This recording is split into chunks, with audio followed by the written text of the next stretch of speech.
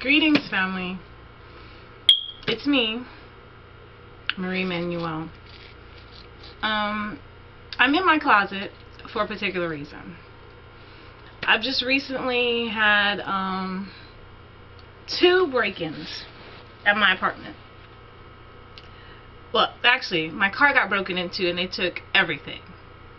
Even my baby bag, my Bible, all kinds of stuff. That was last night.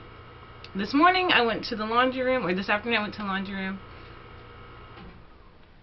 All my towels are gone.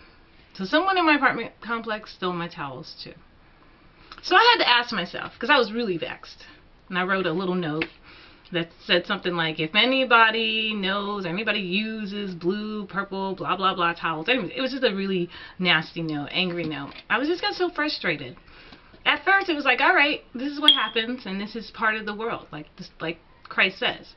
If the world does this to me, they're going to do this to you. So a lot of times, as soldiers for Yahweh, soldiers for Christ, we deal with a lot of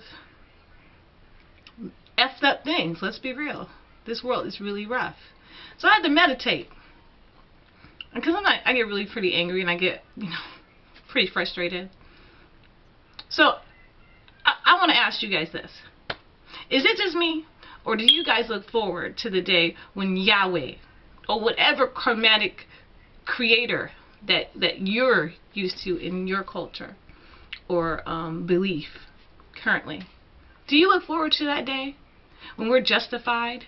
Do you look forward to the day when thieves and robbers and killers and liars are just wiped off the face of this earth? Like raptured, like ruptured, like eruptured, like abortion taken off of this earth so we can find peace? I just recently sat down with some youth over here at my apartment complex between the ages of 10 and 13. And I had to ask them. I had to let them know that they're going to be inheriting this scene, and it's going to get worse. If we continue,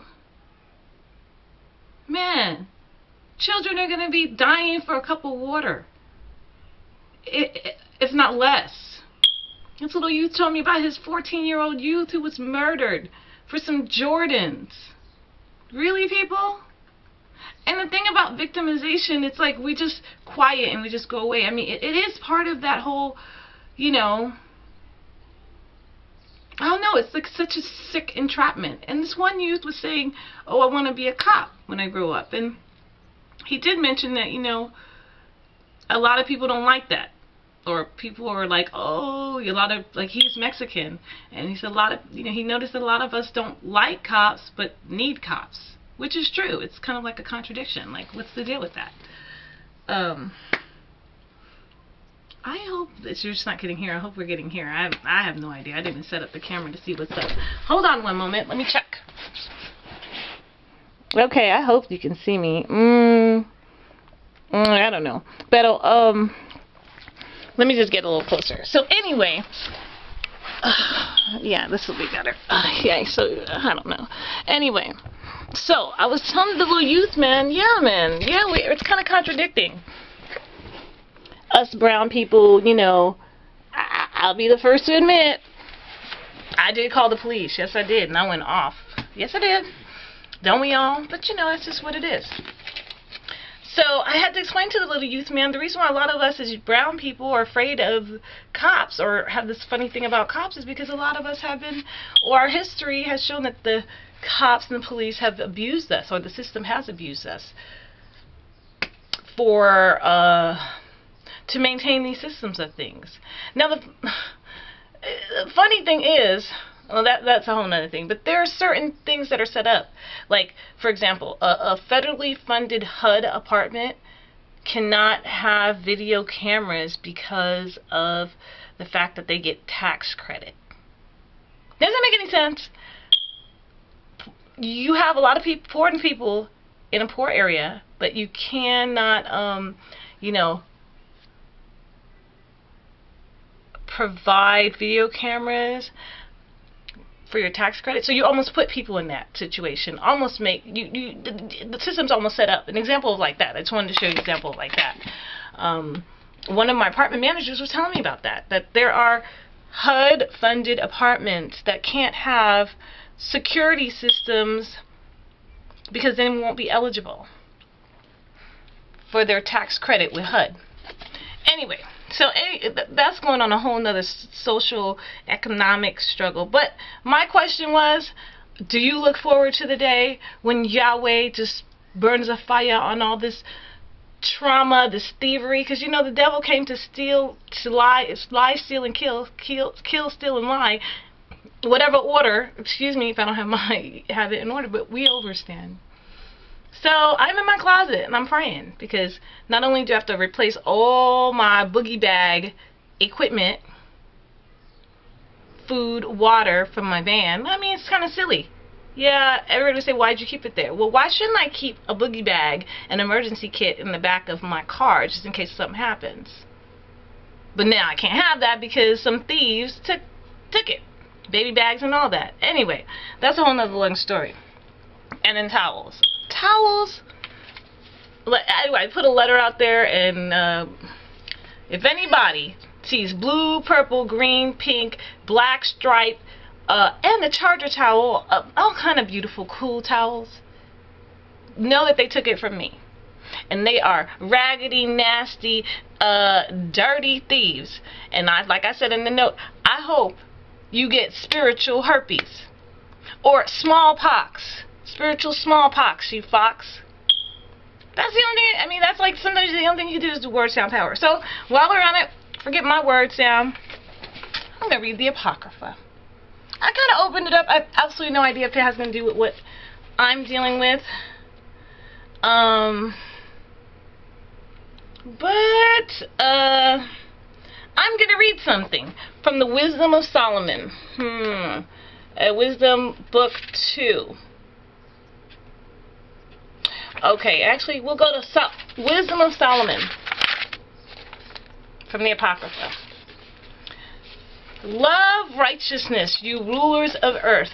Think of Adonai with uprightness and seek him with sincerity of heart. Because he is found by those who do not put him to the test, and manifests himself to those who do not distrust him. For perverse thoughts separate men from Yahweh, and when his power is tested, it convicts the foolish. Because wisdom will never enter a deceitful soul, nor dwell in a body enslaved to sin.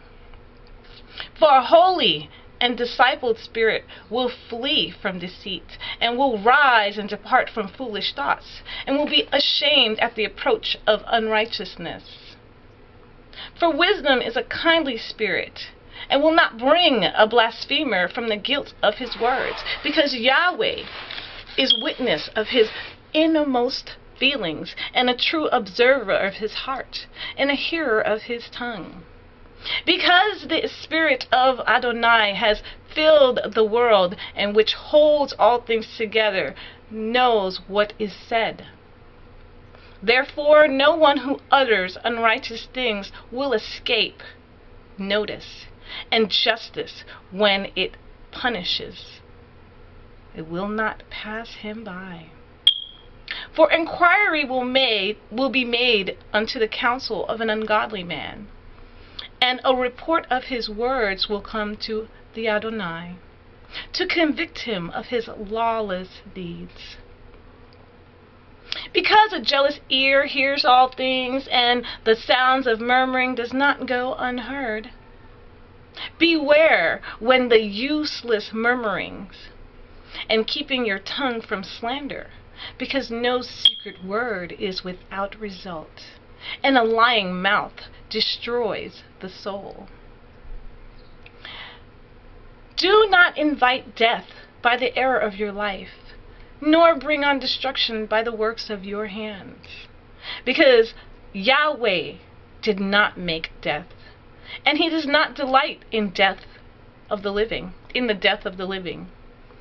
For he created all things that they might exist, and the generative forces of the world are wholesome, and there is no destructive poison in them, and the dominion of Hades is not on earth. For righteousness is immortal, but ungodly men, by their words and deeds, summons death. Considering him a friend, they pin away, and they make a covenant with him, because they are fit to belong to his party. I think that was better than anything else could have said. Straight out of the Wisdom of Solomon. This is a book I highly suggest everyone check this out. The Apocrypha, written by Joseph Lumpkin. Compiled by Joseph Lumpkin, excuse me. The Apocrypha is a compilation, and it including books from the Ethiopic Bible. So, okay. The Apocrypha is the number of books in the Bible depends on which Bible is being referenced. I got my little Haitian mixed up in there. Protestant and Catholic churches recognize 27 New Testament books. Protestants recognize 39 books of the Jewish canon in the Old Testament. Roman Catholics hold 46 books of the Old Testament as canon. Along with the expanded version of Esther and Daniel, in addition to the 73 books of the Catholic Bible, the Orthodox Church includes 3 more books in its canon. By the largest canon of all is found in the Ethiopic Church. I'm going to repeat. By far, see I said it all wrong, by far the largest canon of all is found in the Ethiopic Church. That's right, whose Bible totals 81 books. The apocryphal volumes contains the books of the Catholic, Orthodox, and Ethiopic Bibles, which includes, and I'm not going to go in there. But there's something very interesting about these 81 books. If you guys look up in your history on King Christina, yes, you heard me right, King Christina from Sweden. She actually gave up her throne, I think it was the 15th century, and converted to Catholicism. Which people are like, what? A Protestant? But that's a whole nother long story. I think it was more of like she was like on the inside to kind of break them from the inside out. So check out her history. King Christina from Sweden. Now, there is a documentary on YouTube called The Devil's Bible. And that's basically the history of the Bible, the complete Bible, including Old Testament, New Testament, and the Apocrypha. And that basically, long and short, is what the Devil's Bible documentary is about. But you'll find a lot of great history about Sister Christina, who did some amazing things for art, theater, pre-Renaissance. She helped found a school called the Arcadia. And I personally think, and I think through a lot of research studies I've done, she did a lot to promote Sephardic, multi-ethnic Hebrews, and really did a lot to deter and try to break up the Catholic Church early on. Check out her history. She has a history of like stabbing a Catholic priest to death. For what? Child molestation. Now, that's what I'm talking about. Of course that would happen with a sister. Well, I call Sister Christina a sister because she was a foster child and she was raised by her aunt for a short time. I think it's Queen Catherine, who happens to be an African. She was mixed. Check that out too. Give me some stories. Hook it up. Subscribe. Yeah, right. I'm not really into that. If you want to subscribe, cool. If you just want to check it out, even better. Tell a friend. Hopefully you learned something. It's me, Marie Emmanuel. Also, Emma QT Media Manuel Kedusan Tafari. Here for Lion of Judah Society, Logical, and the Game Amp, and marketing for Yah cause. The way it's supposed to be, right? Anyways, I feel so much better in my prayer closet and talking to you, Idrin, and sistren, and brethren, and all that. Anyway, I'm gonna go and try to find some towels. at Hellmart or something. I don't even want to go and support that place. But you know, it's about to be over soon. We're about to have the bridegroom party. It's all depending on you, youth. You change our future. Bless.